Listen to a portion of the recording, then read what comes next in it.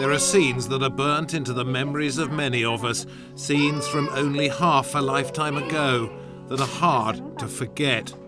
Romania and its orphans after the fall of communism. Were you beaten? Many times. How far has the country come since then? She just got the sense that I'd never laughed before, and I was nearly 2.5 years old at this point.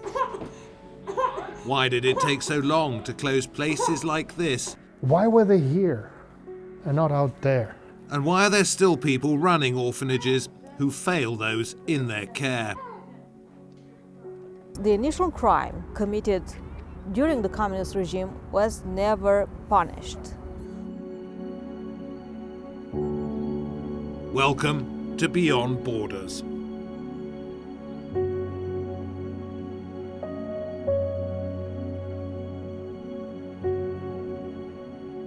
Way north in Romania, in what is known as Transylvania, there is a place in Dracula country where death and despair are no figment of a 19th century writer's imagination.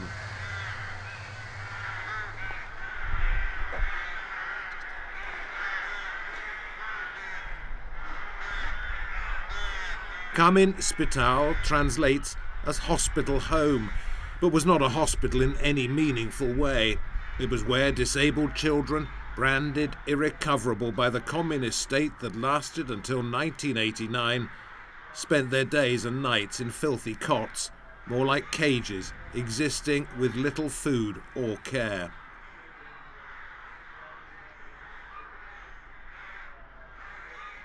What do you sense as you come in here?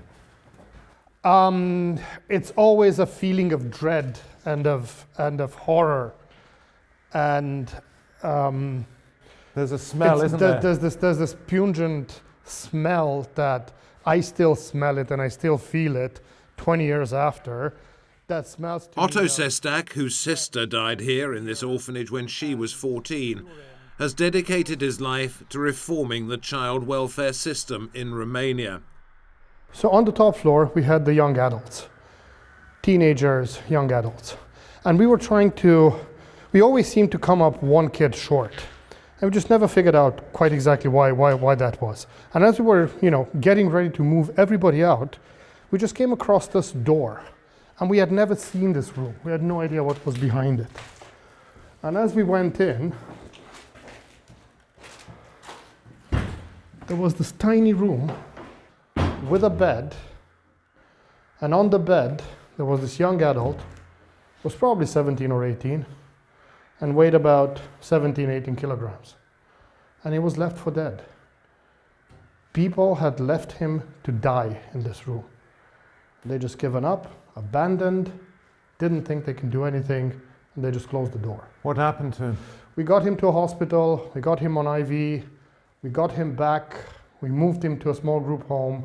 His conditions were too severe. He sadly passed away a couple of months later. But at least we got him to experience a different environment where people actually cared, where people held his hand, where they talked to him. Just a simple human touch. When the charity Otto works for started shutting orphanages, he was struck by the silence, believing the children had long since known that crying for attention just wouldn't work. How did they feel when they looked outside these windows? Through the bars. Through the bars, when they were locked away with no fault, with nothing to be blamed for. And they were just locked away in this place. And they were just looking out at these families who had normal lives and had kids and did things like families do. And I always kept it, it haunts me to this day. How did they feel? What was in their hearts? Why were they here and not out there? We just found this on the floor, caterpillars, and on page 1 it said, some of these caterpillars turn into butterflies. Exactly. Is that what? So that's exactly what we tried to do with them, but we tried to let them become the butterflies that they wanted, instead of us shaping them into something. This pathetic attempt at redecorating, trying to lighten the mood in this awful place, came only after the fall of Ceausescu. Silver leaves hanging from the ceiling, trying to give some sense of gaiety in this awful place. And in this room, with children in their cots, the big bad wolf and Little Red Riding Hood, all that the children would have seen as they lay there day after day after day. Some of those who found this describe what they saw here as an attempt to redecorate hell. Originally meant for children with severe disabilities, these institutions would become places for any child who didn't fit society's idea of normal. Otto's sister had rickets, which causes bone weakness in children suffering from calcium and vitamin deficiency. It is easily treatable. I don't think I consciously realized that she was my sister, because I think that my parents tried to shield me from it, and they spoke as little as possible. They didn't hide it that she was my sister. I just don't think I realized that until I became an adult. And then one day I remember that my father came home and he had a coffin strapped to the top of his car. And in the coffin there she was, my sister, who had died here at 14. I was never able to get over the physical sensations, the sound, the smell. But then also, it always takes me back to that place where I didn't understand what it was, and then to the dread I felt when I came back here as an adult to close this place, to make sure that I moved all the kids into a different, better place where they could feel what a family is like. So it's a mixed thing. I always dread it, but then I remember what we did here and how we managed to get the kids to experience what life really should be for kids. Isidore Raquel was one of the children left here. He was abandoned by his parents as a baby after contracting polio. At 5 a.m, we were woken up. Those who had defecated during the night, but also those who had not, were sent naked to the bathroom. It didn't matter if it was winter and cold. We shivered, naked, waiting for what seemed like an eternity, standing or walking on the urine-soaked cement while the nurses changed the sheets and cleaned the bedroom floor. But no matter how much they cleaned, the place only smelled of manure. In a film he's made about his life, Isidore talks of his earliest memories and the feeling he had at the age of 8 when he stepped outside for the very first time.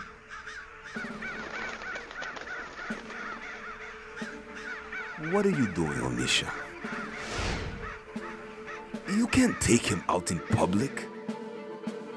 You will regret taking that thing home with you. People don't like seeing handicapped children out there. If you get arrested, you're on your own.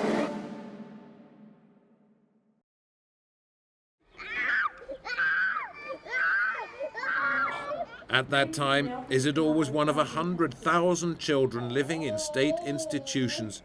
Today, that number is closer to 1,000.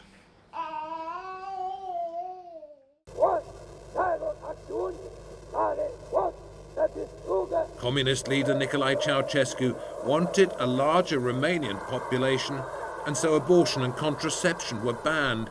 Women were told they had to have at least 5 children, and childless families were fined. The result was a surge in abandoned children, particularly those with disabilities and health issues, who were said to be a drain on the state's economic aspirations. Oana Dragulinescu, who co-founded the Museum of Abandonment, says Romanian society is still dealing with its shame. The way in which they are fed with buckets says everything about the way they were taken care of. Or this was a kind of a very light porridge, and being fed with this kind of food day by day, year by year, would have created a very thin body, children that were not developing accordingly with their age.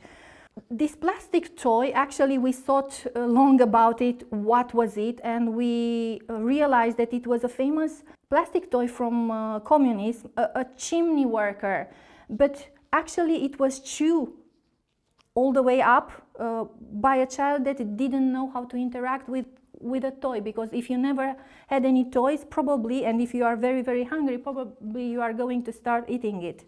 This is actually a British teddy bear. It was sent with the international aid, and we found it nailed 3 meters up on a very high wall, because the children never had the opportunity to play with toys. They were just looking at them, which is very, very cruel. And when we asked why they were not allowed to play with them, we were told they were going to ruin it. So a straitjacket, extra small size for children. What is more shocking is this document. It is from March 2000. What you have to understand is that communism didn't end it on the first day of January in 1990. It was a very long process. We had hundreds of institutions in which children were treated like that. And it is very difficult not only to change the building, but to change the mentality of the people that were taking care of those children. And I wonder what happened with us internally, emotionally, as a nation. What makes us be so okay with the idea of abandoning a child? Alexandra Smart was one of the few lucky ones. Thanks to her adoptive British parents, she was brought from Romania in the early 1990s and now works for Bernardo's, a UK charity that says its aim is to make children and young people feel safer, happier, healthier and more hopeful. My both memory and knowledge of what they experience is quite limited, but I think it's not dissimilar to what a lot of people said. You know, it would be just this notion of a silent orphanage where children had learnt that by making a noise, no one was going to come. I remember my mum saying that it was the dark corridors, the silence and the smell that were the most harrowing for her. My mum said that she took me out into the corridor, which they allowed her to do, and she was swinging me round and I started to laugh. One thing my mother said to me was in later years was she just got the sense that I'd never laughed before. And I was nearly 2.5 years old at this point. Were, you know, a mixture of malnourished and many other problems. There was a lot of HIV because a lot of needles they used the same needles in each children to give them vaccinations. So, you know, the sort of health care was really concerning and fatal for a lot of children.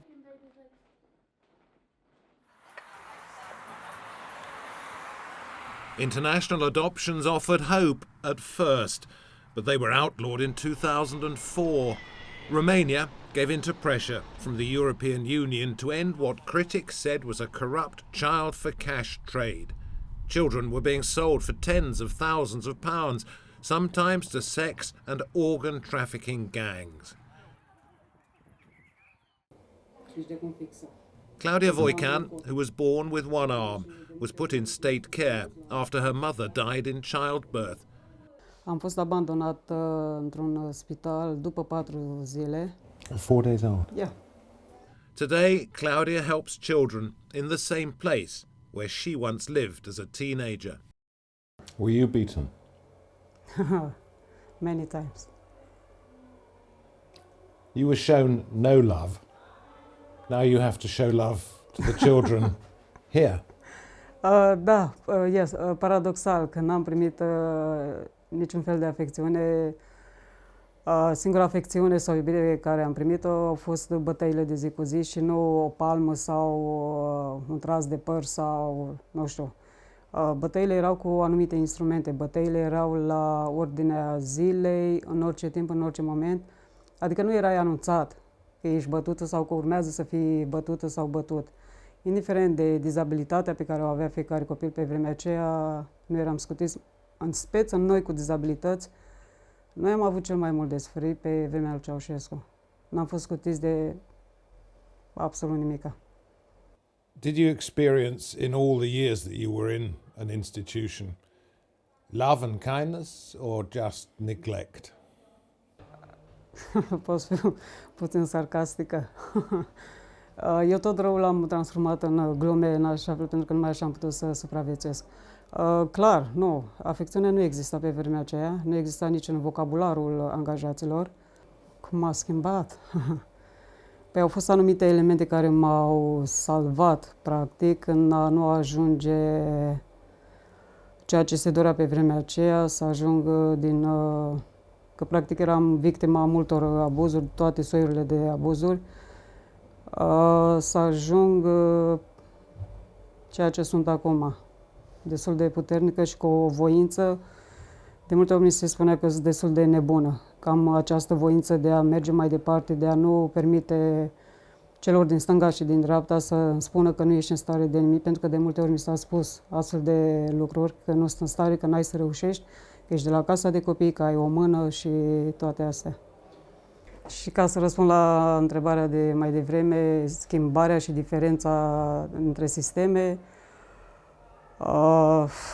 da, aș spune 90% este o mare schimbare și se vede, poți să fii cât de chior vrei, cât de orb vrei, poți să fii cât de, nu știu, adică să nu vrei să crezi, se vede cu ochiul liber schimbările ce sunt acum.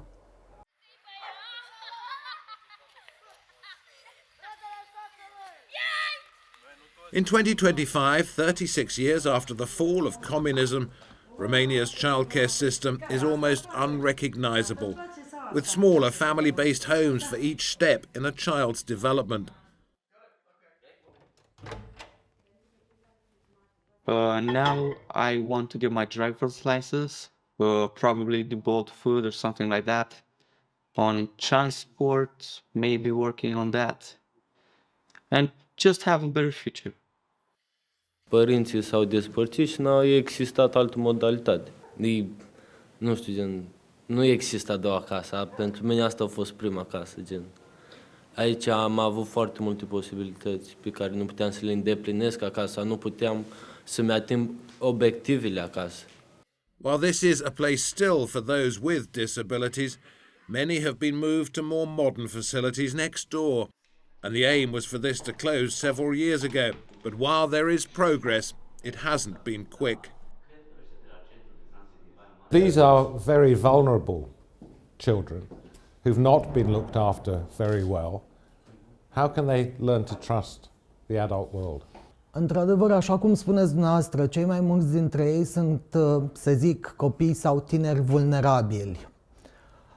În același timp, pe perioada cât ei rămân, cât stau la noi, încercăm, nu știu să vă spun dacă zilnic, dar mă rog, zic că încercăm permanent să îi familiarizăm atât cât putem cu lumea exterioară centrului. În același timp, instituția noastră nu este o instituție închisă. Pe perioada cât ei stau la noi, avem activități în afara unității, în afara centrului, ceea ce oarecum îi familiarizează cu lumea de dincolo de poarta centrului. In institutions like this, in the past, there's been a lot of neglect and a lot of abuse. How do you persuade them to trust places like this and the outside world? În momentul de față de tot ceea ce, să zic, știți dumneavoastră din trecut, lucrurile s-au schimbat extraordinar de mult. Dacă acum 20 de ani, poate copiii care făceau 18 ani voiau să plece dintr-un centru, în momentul de față avem situații cu tineri care nu vor să plece de la noi. Caută o alternativă, ori de a mai face un an de școlarizare, ori de a, eu știu, da la o altă formă de învățământ, în așa fel încât să mai rămână la noi în centru. Cred că asta spune multe.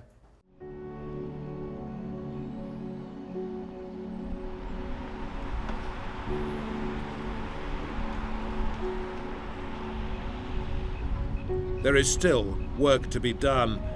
In January 2025, 60 children were found in unlicensed care centres in Mureș County in central Romania, where some were locked in overcrowded bedrooms and medicine was out of date. Nicolae Ceausescu was number 2 at the National Authority for Child Protection when the scandal broke. He has since quit and went on the record to us as we waited to board a flight to Bucharest. Tell me, what issues did you see that needed correcting when you left? What needed to be changed? I think we still have problem with managing situations of deviant and delinquent behavior. That's one problem. With violent behavior? Yeah. The care and education staff in residential structure are often overcome by the challenges of adolescents. You don't have the school for orphanage educators, the school that orphanage educators must graduate from. They come to the institution completely untrained and are not even convinced that they want to do this job. Is that what led to the situation at Mureș, where children were locked in their rooms? The problem, in my opinion, is the management of abandoned children with psychiatric disabilities who exhibit aggressive and self-aggressive behaviors. In my opinion, there is no good correlation between psychiatric medical service and social services.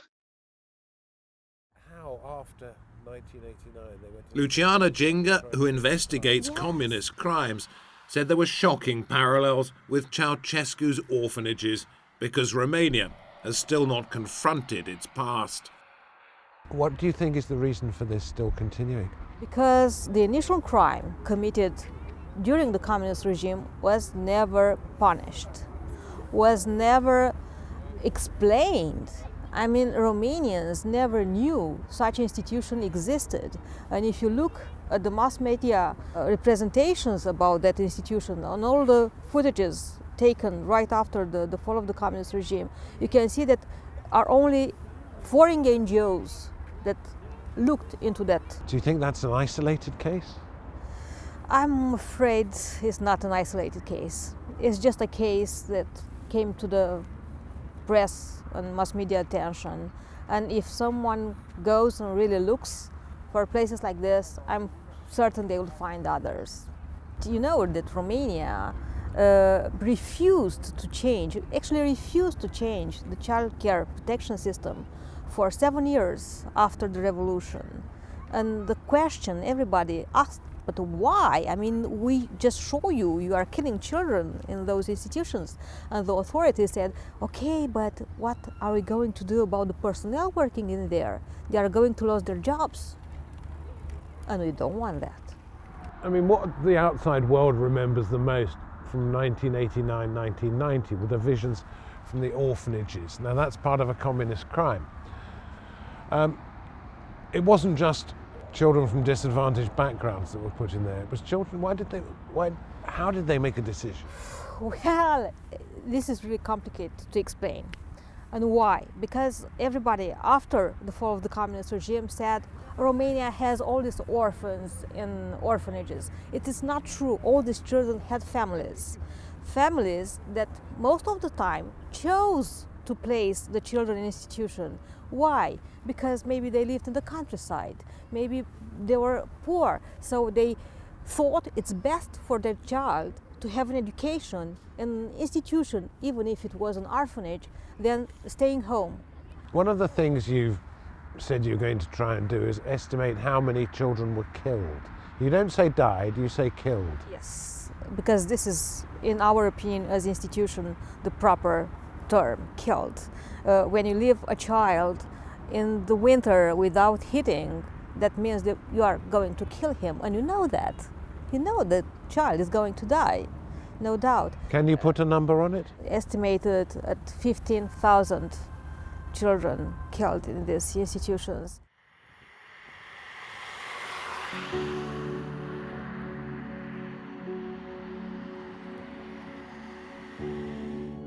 It hasn't been decided yet what will happen to this building where countless children died. Perhaps it will be demolished, maybe turned into a museum, a reminder of times in which so many lost their lives, a reminder that the state didn't just let the young people in its care die, it effectively killed them by the thousand. Crimes for which very few, if any, have been punished.